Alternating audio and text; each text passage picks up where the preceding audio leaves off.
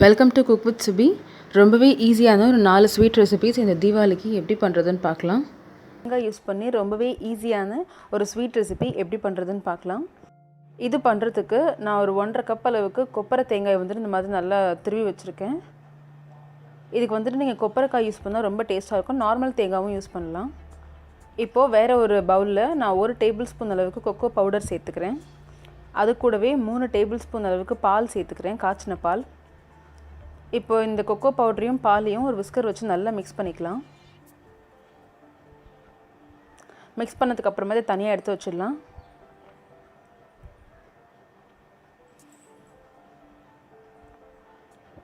இப்போது கடாயில் நம்ம எடுத்து வச்சுருக்கோம் இல்லையா கொப்பரைக்காய் 1.5 கப் அளவுக்கு அதை சேர்த்துக்கிறேன். அது கூடவே 3/4 கப் அளவுக்கு சர்க்கரை சேர்த்துக்கிறேன். சர்க்கரை வந்துட்டு இதுவே இனிப்பு ஜாஸ்தியாக தான் இருக்கும். உங்களுக்கு இன்னும் கூட வேணும்னா அதிகமாக போட்டுக்கலாம், இல்லை கம்மியாக வேணால் குறைச்சி சேர்த்துக்கோங்க. இதை வந்துட்டு ஒரு 3லேருந்து 4 நிமிஷம் வரைக்கும் நல்லா வறுத்துக்கலாம். ஒரு 4 மினிட்ஸ்க்கு அப்புறமா வந்துட்டு நம்ம கலக்கி வச்சுருக்கோம்ல கொக்கோ பவுடர் பால் மிக்ஸ் அதை சேர்த்துக்கலாம். அது கூடவே ஒரு டேபிள் ஸ்பூன் அளவுக்கு பால் எக்ஸ்ட்ராவாக சேர்த்துக்கலாம். சேர்த்துட்டு இது நல்லா திக்காகிற வரைக்கும் குக் பண்ணிக்கலாம். கொஞ்சம் இந்த மாதிரி திக்காக ஆனதுக்கு அப்புறமா நான் 1 டேபிள் ஸ்பூன் அளவுக்கு ஃப்ரெஷ் க்ரீம் சேர்த்துக்கிறேன். க்ரீம் சேர்த்துட்டு நல்லா கலந்து விட்டுக்கிட்டே இருங்க. இது ரொம்ப நேரம் தேவைப்படாது, உடனே க்ரீம் வந்துட்டு ஒரு மாதிரி உருகிடும். சர்க்கரையும் நல்லா கரைஞ்சிருச்சு, கம்ப்ளீட்டாக கரைஞ்சி இப்போ கொஞ்சம் வாட்டரியாக இருக்குது, பட் கொஞ்சம் நேரத்தில் இது திக்காகிடும். ஸோ பார்த்தீங்கன்னா ஒரு ஸ்டேஜில் இந்த மாதிரி பேன்லேருந்து ஒட்டாமல் வரும். இது ரொம்ப சீக்கிரமாக வந்துடும். நீங்கள் கொப்பரை தேங்காய் யூஸ் பண்ணிங்கன்னா இந்த மாதிரி சீக்கிரமாக பேன்லேருந்து ஒட்டாமல் வந்துடும். அந்த மாதிரி ஒட்டாமல் வந்ததுக்கப்புறமா ஒரு தட்டில் நெய் தடவிருக்கேன். அதில் வந்துட்டு இந்த நம்ம மிக்ஸ் பண்ணி வச்சுருக்கோம் இல்லையா இந்த தேங்காய் சர்க்கரை கொக்கோ மிக்ஸ் இதை சேர்த்துக்கிறேன். சேர்த்துட்டு இது கொஞ்சம் நேரம் நல்லா ஆற வச்சுக்கலாம் லெவல் பண்ணிவிட்டு. ஸோ ஆறுனதுக்கப்புறமா வந்துட்டு கொஞ்சம் கொஞ்சமாக கையில் எடுத்து இந்த மாதிரி பால்ஸ் மாதிரி உருட்டிடுங்க. நல்லா லட்டு ஷேப்புக்கு நல்லா ரவுண்டாக உருட்டிடுங்க. அவ்வளோதான். ரொம்பவே ஈஸி அண்ட் டேஸ்ட்டான ஒரு கோகோனட் ஸ்வீட் ரெடி. இது வந்துட்டு நீங்கள் 10 மினிட்ஸ்க்குள்ளேயே செஞ்சிடலாம். கொப்பரை தேங்காய் யூஸ் பண்ணிங்கன்னா நீங்கள் 10 மினிட்ஸ்க்குள்ளே செஞ்சிடலாம். நீங்கள் சாதா தேங்காய் யூஸ் பண்ணிங்கனாக்கா அது வறுப்பட்டு அதுக்கப்புறமா அது எண்ணெய் பிரிஞ்சு வர்றதுக்கு கொஞ்சம் லேட் ஆகும். கோதுமை மாவு யூஸ் பண்ணி ரொம்பவே ஈஸியான ஒரு ஸ்வீட் ரெசிபி எப்படி பண்ணுறதுன்னு பார்க்கலாம். இது பண்ணுறதுக்கு ஒரு பேனில் நான் 3/4 கப் அளவுக்கு சர்க்கரை சேர்த்துக்கிறேன். அது கூடவே 1 கப் அளவுக்கு தண்ணி சேர்த்துக்கிறேன். சேர்த்துட்டு அடுப்பு கொஞ்சம் மீடியம் டு ஹை ஃப்ளேமில் வச்சு இது நல்லா அந்த சர்க்கரையை வந்து கரைய வச்சுக்கலாம். ஒரு விஸ்கர் வச்சு மிக்ஸ் பண்ணிக்கிட்டே இருங்க. இந்த சர்க்கரை தண்ணி வந்துட்டு கொஞ்சம் கொதி வரணும். சர்க்கரை கரைஞ்சதுக்கப்புறமா நான் 4 ஏலக்காயை நசுக்கி சேர்த்துக்கிறேன். அது கூடவே ஒரு 1/4 டீஸ்பூன் அளவுக்கு ரோஸ் எசன்ஸ் சேர்த்துக்கிறேன். சேர்த்துட்டு நல்லா கலந்து விட்டுக்கலாம். சர்க்கரை தண்ணி வந்துட்டு பார்த்திங்கன்னா கொஞ்சம் பிசுன்னு இருக்கிற வரைக்கும் அதை குக் பண்ணிக்கலாம். இப்போ பார்த்திங்கன்னா சர்க்கரை தண்ணி பிசுன்னு ஆகிடுச்சு, நல்லா கொதிக்கவும் ஆரம்பிச்சிருச்சு. இப்போ அதை அடுப்புலேருந்து எடுத்து தனியாக வச்சிடலாம். மூடி போட்டு வைங்க, அப்போ தான் இந்த சூடு அப்படியே இருக்கும். இப்போது வேறு ஒரு கடாயில் நான் 1 கப் அளவுக்கு கோதுமை மாவு சேர்த்துக்கிறேன். ஒரு 1/8 டீஸ்பூன் அளவுக்கு உப்பு சேர்த்துக்கிறேன். 1 டீஸ்பூன் பேக்கிங் பவுடர், 1/4 டீஸ்பூன் அளவுக்கு பேக்கிங் சோடா சேர்த்துக்கிறேன். 2 டீஸ்பூன் நெய். இப்போ இது எல்லாத்தையும் வந்துட்டு ஃபஸ்ட்டு கையால் மிக்ஸ் பண்ணிக்கலாம்.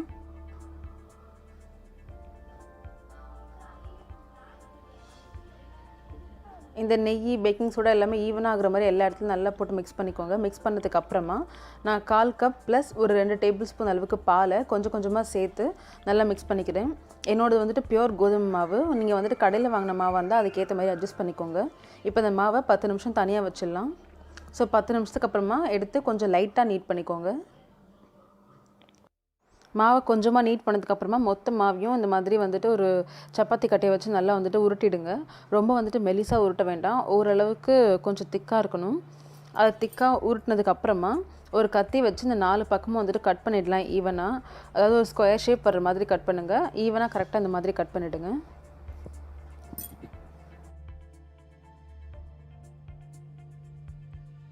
இந்த மாதிரி ஸ்கொயராக கட் பண்ணதுக்கப்புறமா ஃபஸ்ட்டு வந்துட்டு வெர்டிக்கலாக கட் பண்ணிடலாம். அதுக்கப்புறமும் திரும்பவும் ஹரிசாண்டலாக கட் பண்ணலாம். அதாவது சின்ன சின்ன ஸ்கொயர்ஸாக வரணும், அந்த மாதிரி கட் பண்ணிவிடுங்க.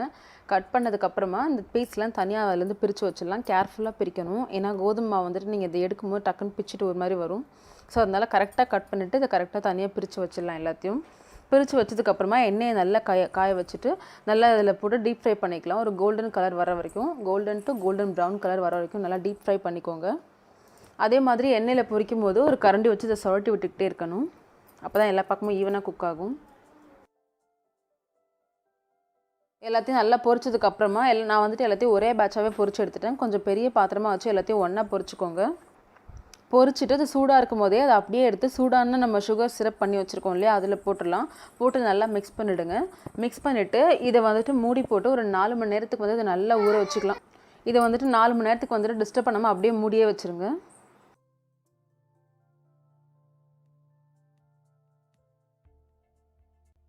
நாலு மணி நேரத்துக்கு அப்புறம் பார்த்தீங்கன்னா இந்த சக்கரை சிரப்பெல்லாம் அது நல்லா உறிஞ்சி நல்லா சாஃப்டாக இருக்குது. இப்போ நான் வந்துட்டு நல்லா ஒரு வாட்டி ஃபஸ்ட்டு நல்லா மிக்ஸ் பண்ணிவிடுங்க. மிக்ஸ் பண்ணதுக்கப்புறமா இப்போ நான் உங்களுக்கு பிரித்து காமிக்கிறேன் பாருங்கள் எந்த அளவுக்கு சாஃப்டாக ஜூஸியாக இருக்குன்னு. ஸோ ரொம்பவே ஈஸி அண்ட் டேஸ்டியான வீட் ஃப்ளவர் குலாப் ஜாமுன் ரெடி. இது வந்துட்டு குலாப் ஜாமுன் வந்துட்டு பால் பவுடர் இருக்கணும், மைதா இருக்கணும், இல்லை குலாப் ஜாமுன் மாவு இருக்கணும்னு அவசியம் இல்லை. நீங்கள் எதில் வேணால் பண்ணலாம். அண்ட் இந்த கோதுமை மாவில் பண்ண குலாப் ஜாமுன் ரொம்பவே டேஸ்ட்டாக இருக்கும். ரொம்பவே ஈஸியான மெத்தடில் பாதுஷா பண்ணுறதுக்கு நான் 1 கப் அளவுக்கு மைதா எடுத்திருக்கேன். அது கூடவே 1/4 டீஸ்பூன் அளவுக்கு உப்பு சேர்த்துக்கிறேன். 1/4 டீஸ்பூன் பேக்கிங் சோடா. இப்போ இது எல்லாத்தையும் சேர்த்துட்டு இந்த மாவோடு நல்லா மிக்ஸ் பண்ணிடலாம்.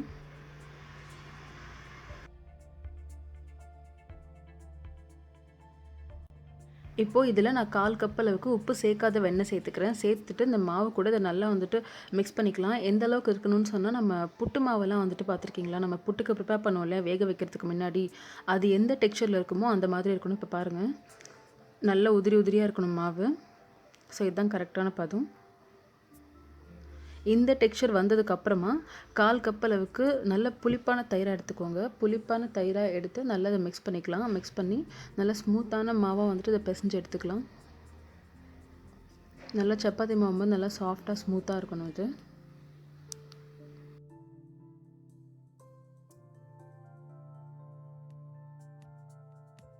இப்போ பாருங்கள் நல்லா சாஃப்டாக பிசைஞ்சிட்டேன் மாவை. இந்த மாவை பிசைஞ்சதுக்கப்புறமா இதுக்கு மேலே வந்துட்டு நீங்கள் ஒரு ஈரத்துணி போட்டு மூடி வைக்கலாம். அப்படி இல்லைனாக்கா இந்த மாதிரி ஒரு பட்டர் பேப்பர் போட்டு அதுக்கு மேலே மூடி போட்டு ஒரு 1/2 மணி நேரம் வந்துட்டு அப்படியே தனியாக எடுத்து வச்சுருங்க. 1/2 மணி நேரத்துக்கு அப்புறம் பார்த்தீங்கன்னா மாவு வந்துட்டு பெருசாலாம் ரைஸாக இருக்காது. ஆனால் வந்து கொஞ்சம் ரைஸ் ஆன மாதிரி தெரியும், சாஃப்டாக இருக்கும்.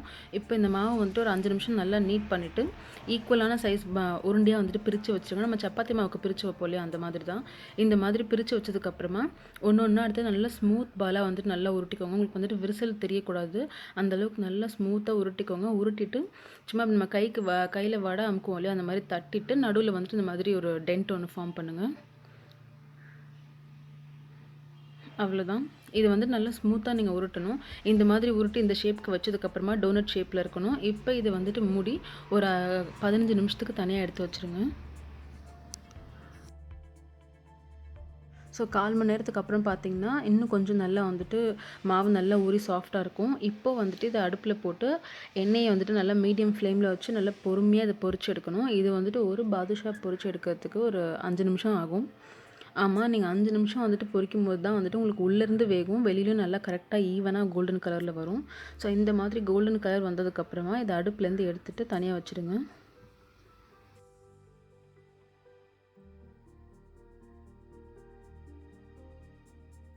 இப்போது சர்க்கரை பாகுக்கு நான் 1 கப் அளவுக்கு சர்க்கரை சேர்த்துக்கிறேன் பேனில். அந்த 1 கப் சர்க்கரைக்கு 1/4 கப் அளவுக்கு தண்ணி வச்சுக்கலாம். வச்சுட்டு ஃபஸ்ட்டு சர்க்கரையை நல்லா கரைய வச்சுக்கலாம். இது வந்துட்டு ரொம்ப நேரம் ஆகும் அப்படின்னு நினைக்காதீங்க. ரொம்ப சட்டுன்னு ரெடி ஆகிடும். சீக்கிரமாக வந்துட்டு சுகர் சிரப் ரெடி ஆகிடும் உங்களுக்கு. இது ஒரு கம்பி பதம் வர வரைக்கும் இதை நம்ம குக் பண்ணிக்கணும்.